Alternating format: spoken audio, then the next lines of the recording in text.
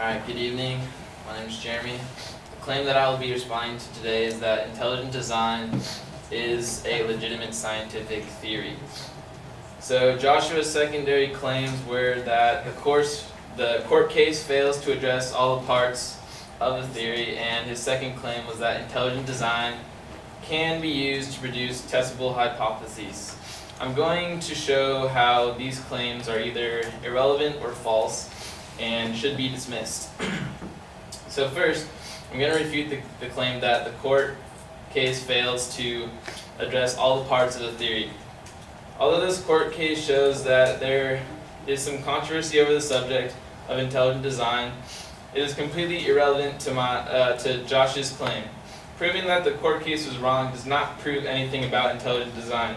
Although it may be true that the judge made a mistake, this will not support Joshua's claim that intelligent design is a scientific theory. As well, this court case is completely irrelevant to Joshua's claim because it is not even about whether or not intelligent design is science. After researching the case, I found out a little more information about it. The court case was actually about a school in Dover area, a school district that wanted to teach intelligent design in the biology classes.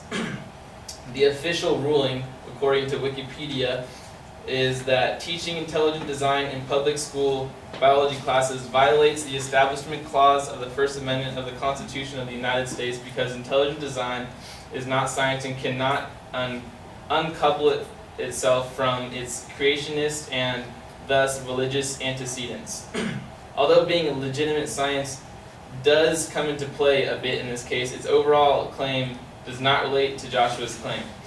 Thirdly, Joshua avoids the issues that are actually presented by the judge in his decision on the case. Joshua only focuses on three reasons why the court made its decision. In reality, the judge wrote 139 pages of notes based heavily on fact on why he made a decision.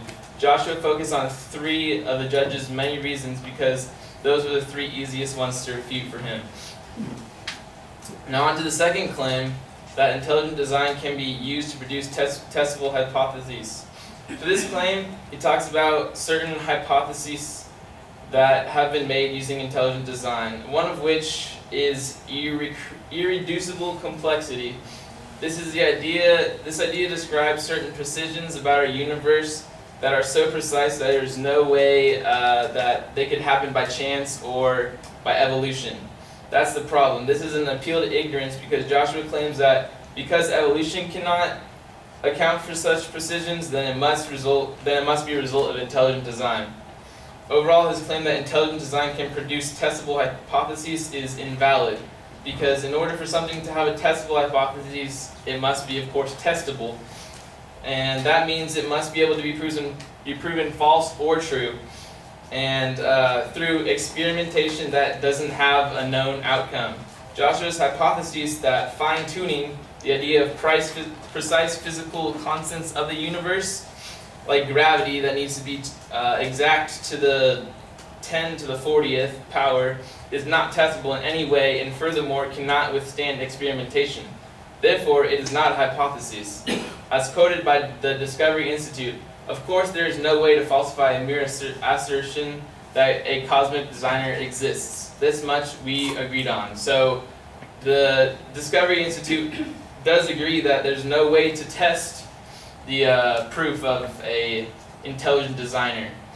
So if these are not valid hypotheses, then what are they? After researching, I found a word that describes such observation that Joshua has made. Instead of hypotheses, these are actually what are called constructs. A construct defined by an author, Michael Shermer, in his book, Why People Believe Weird Things, is not a testable statement to an account for a set of observations. So therefore, it's an explanation that cannot be testable.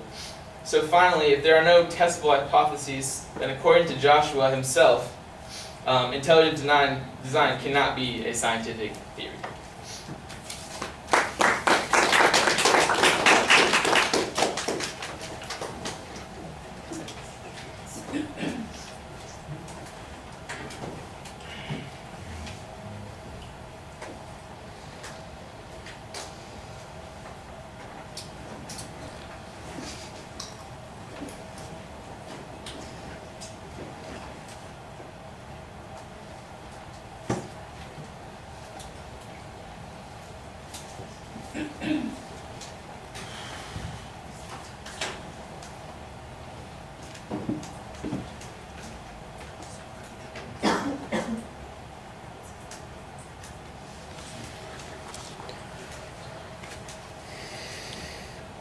All right, there's a pretty good summary of what the advocate's argument is.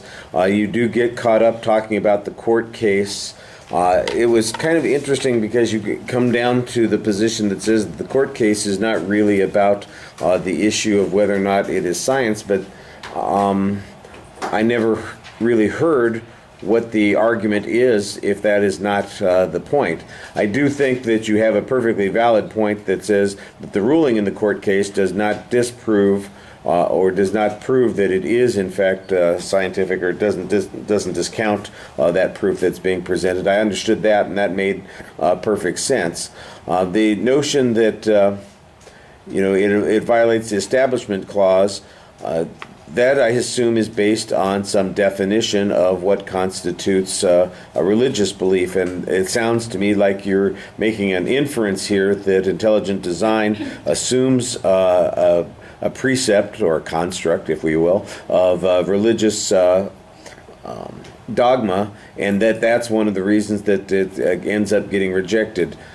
I think you would need to offer a little bit of proof of that. If you're going to bother mentioning it all, you ought to offer a little bit of proof on that.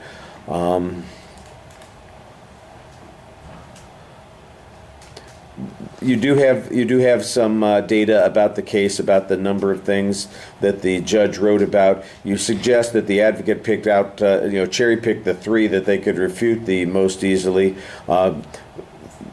That's an assertion on your part, and we don't really get into discussion of the other issues that were discussed in that 139 pages, and I think that would make sense. That would be maybe a better way to go about making that particular argument. The argument on it being testable, I thought that you explained that pretty well, using the concept of irreducible complexity, and then also talking about how it's not falsifiable. Those concepts are reasonably well explained. The difference between a construct and a hypothesis is an important one, and I think that you, in essence, are saying that it's a construct to explain the world given a particular perspective, but because it's not testable, it can't be scientific, because science requires that it be testable. And I think, again, you need to give us a little bit more about why it is untestable. That's the thing. That's the place that I think we need the most development. So I think you found good issues to respond to, and on a couple of points you found some good information to use.